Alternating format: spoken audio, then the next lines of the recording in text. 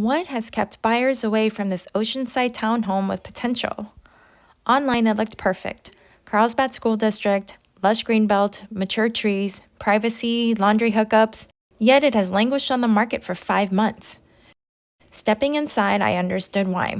Popcorn ceilings, mismatched floors, old fixtures and windows, and a patio slider that didn't open or close properly, and a power line just outside. Now it makes sense why it hasn't sold. Some may worry about adverse health reactions, but if this were my home and I had to make the best of it, I'd find a way to ground the flooring on the inside.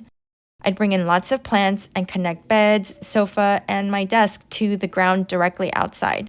Or if that's not an option, at the very least, use a grounding mat connected to the ground port in the outlet. Direct connection to the ground is still best, in my opinion. The original price of $605,000 was reduced to $580,000, which is still very high considering all the work needed inside as well as the close proximity to the power line. What do you think? Would you buy this property if the price was significantly lower? Or is the power line a deal breaker?